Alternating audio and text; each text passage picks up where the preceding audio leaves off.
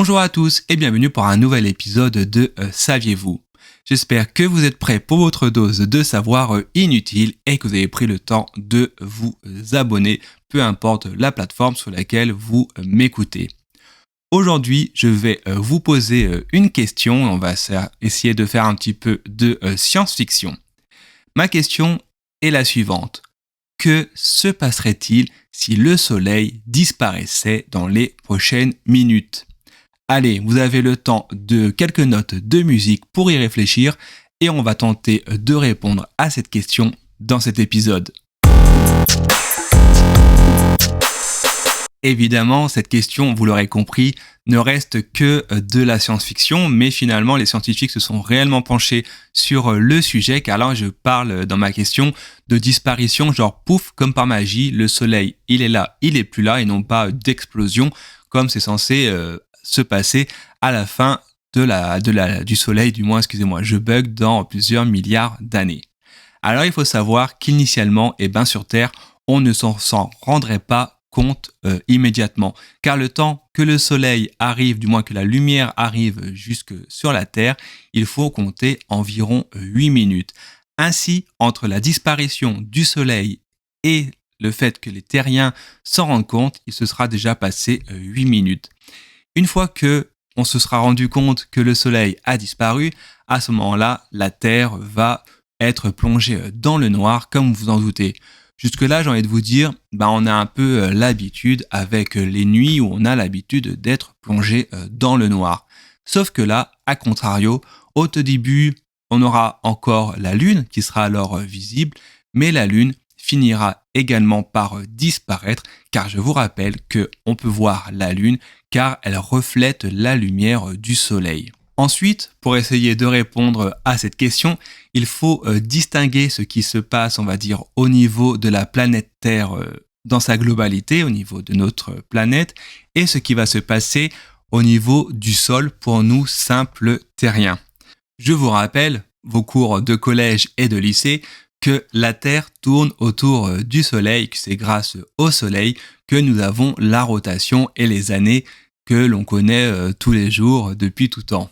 Et forcément, si d'un coup le Soleil venait à disparaître, alors la Terre n'aura plus de centre gravitationnel et commencerait du moins à divaguer, à quitter son axe orbital et à divaguer au fin fond de l'univers. Ça serait l'un des premiers effets. Également, on pourrait noter un effet sur notre satellite qui est donc la Lune qui gravite autour de la Terre mais qui forcément est influencée d'une manière ou d'une autre par l'influence du Soleil.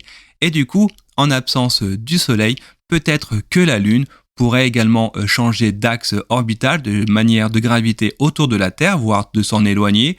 Et cela aurait alors au niveau du sol une influence sur les marées et voire sur les êtres vivants.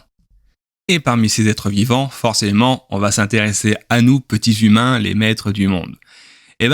Quel réflexe auraient les humains en premier ? Ça serait tout simplement d'essayer de se réunir et principalement de se regrouper dans les grosses villes, car forcément nous sommes des animaux grégaires et on va essayer de se retrouver, car on estime qu'on est plus fort ensemble, plus de ressources, plus de nourriture, etc., etc.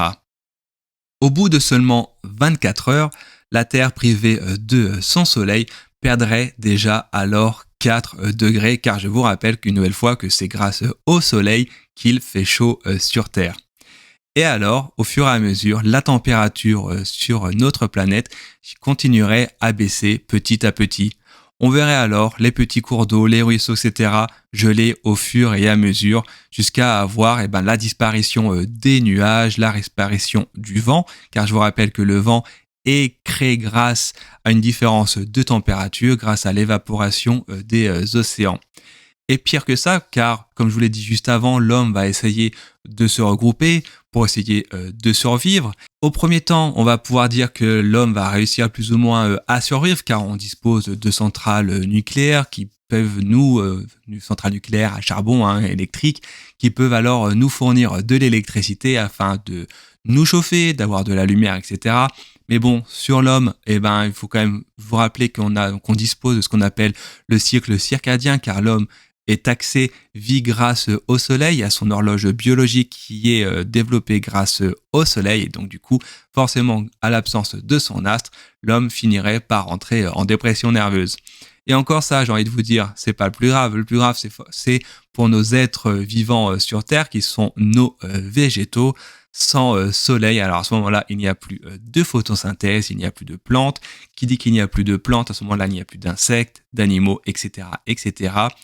Et autant vous dire que, en fin de compte, tout le monde finirait alors par mourir. Et oui, je sais que c'était pas un épisode forcément des plus sympathiques à écouter, mais bon, finalement, c'est quelque chose que il faut quand même avoir en tête. C'est quelque chose quand même d'extraordinaire de se dire que nous dépendons d'un astre solaire et que finalement, dans très très longtemps, on est bien d'accord, on va dire dans plusieurs milliards d'années, et peut-être que d'ici là, il y aura certainement d'autres choses qui seront passées avant, mais qu'un jour, cela se produira et que les êtres qui vivront à notre place subiront alors la disparition du soleil.